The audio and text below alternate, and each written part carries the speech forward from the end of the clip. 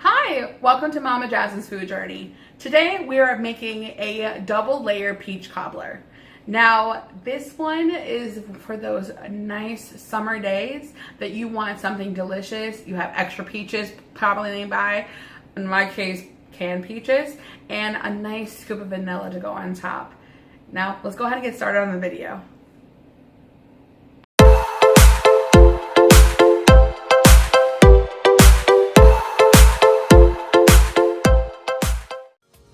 For this video, we're gonna just dive right in. So we're gonna go ahead and put about half of a stick of butter in the saucepan to go ahead and start melting. On the table, we have 2 pie crust, a can of Freestone peaches, honey, nutmeg, cinnamon, and vanilla. It's a very simple recipe. I use the remainder of the butter to go ahead and butter the dish. So I don't use pan spray when doing like a cobbler like this, because that butter flavor is gonna come off in the crust, which, as I've already eaten the pie, is phenomenal. So I butter it, and then I use the remainder of butter, and I put that in the saucepan as well. Now off camera is when I insert the cinnamon and nutmeg into the pan.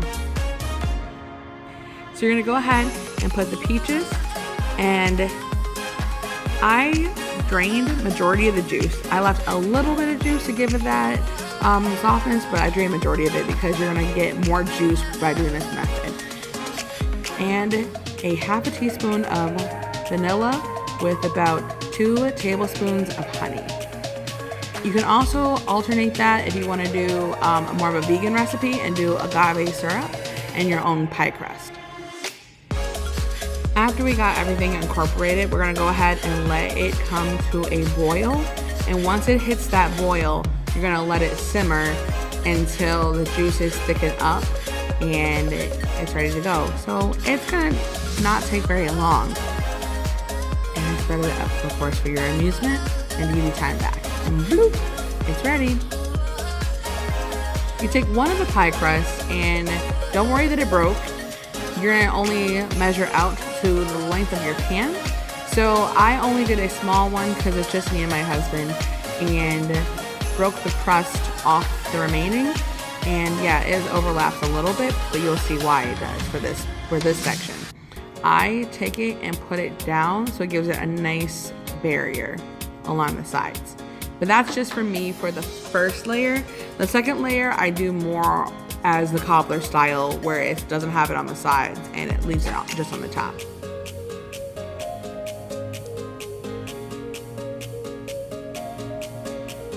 In order for it not to bubble over, I stab a couple pieces in the bottom just to make it bake even more evenly. And I scoop half of the mixture onto the crust after I give it one last stir.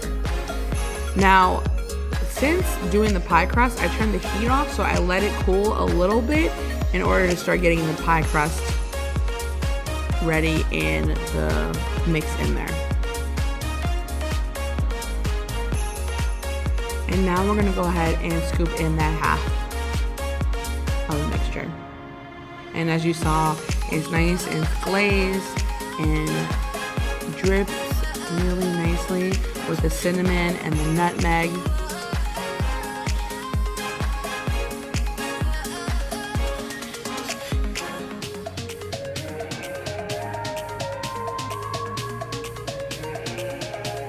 And you saw those scraps I had earlier. I break those off and I put those in the bottom. So I didn't make it look pretty. I wanted this mostly to utilize the extra scraps, but it works really nicely. I'll feel that graceful.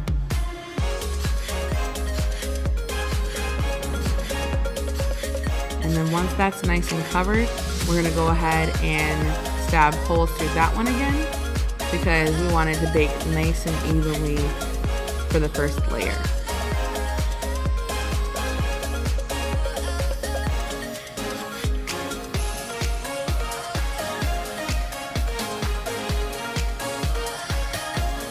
Now, we baked it at 375 degrees, and we baked this for 15 minutes. Once that's done baking, you pull it out of the oven and It's nice and starting to get a little bit brown, but still has a gummy factor, which is okay for this. You're gonna go ahead and pour the remainder of the mixture into the dish and cover it with another layer of pie crust. Now in the mixture, in the description box below is the exact measurements of the cinnamon and nutmeg that were used. Now when you're putting on the second layer, be careful. The pan is of course still hot, but I use the heat of the pan to kind of break off the pie crust as to how much I needed for the remainder of the pan. So as you see there, it's kind of helping me out, working in my favor. And don't worry, I have another plan for the remainder of this crust. I like to make my stuff look really pretty and presentable, so I push it down a little bit to get it over the peaches, and then I start decorating the top of the pie crust. Now I decided to do little hearts, but you can trim and do like a rope, you can make any design you want, but I felt a little heart was really cute for this little dish. And I break down and show you exactly how I did the hearts. So I smash a little ball of dough, make it into somewhat of a triangle, and then I take the back of a knife. I prefer a butter knife because I'm not trying to get cut, especially on camera. And I make heart, just like that. And then I shape it a little bit more to my liking.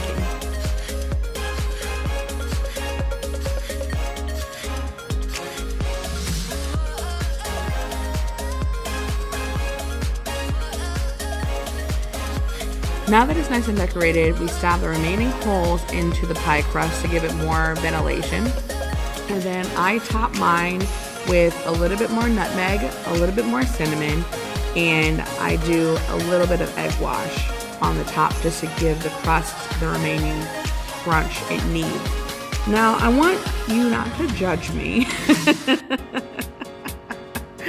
I laugh because you're about to see in the next couple minutes, but I use a knife to put on the egg wash after I put on the cinnamon and nutmeg.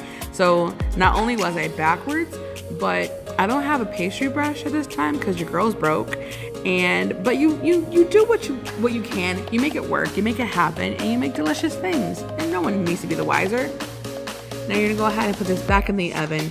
So at this time, instead of just 15 minutes to bake it, you're gonna put it in for 40 minutes at 375. And I put a sheet pan underneath it because it was starting to drip and I can smell it.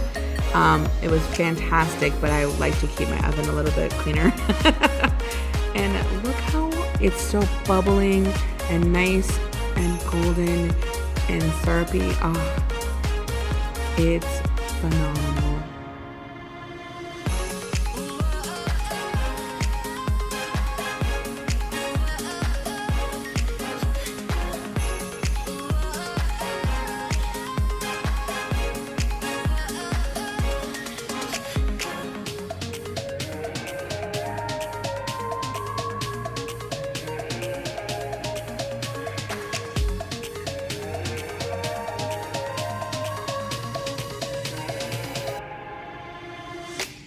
Now, I like to serve mine with some vanilla ice cream.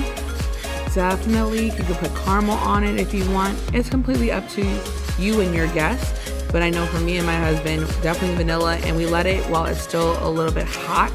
Put it on there so that the vanilla is melting completely all over it. As of course you guys are about to witness right now.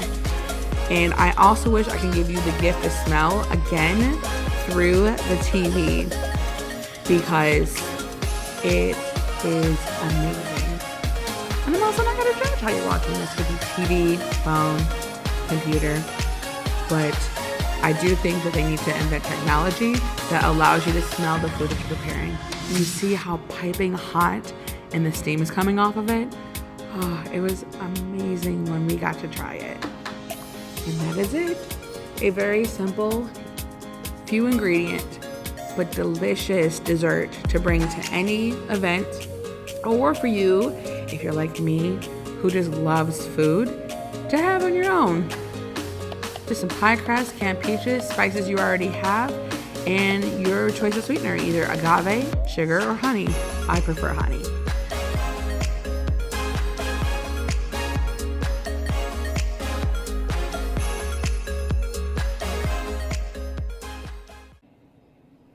Thank you for stopping by and watching this video. If you haven't seen the previous video, go ahead and click on the box next to me. If you haven't already subscribed and this is your first time to the channel, the little logo down there, you go ahead and click on that and you're a part of the team. Now, see you in the next video. Bye!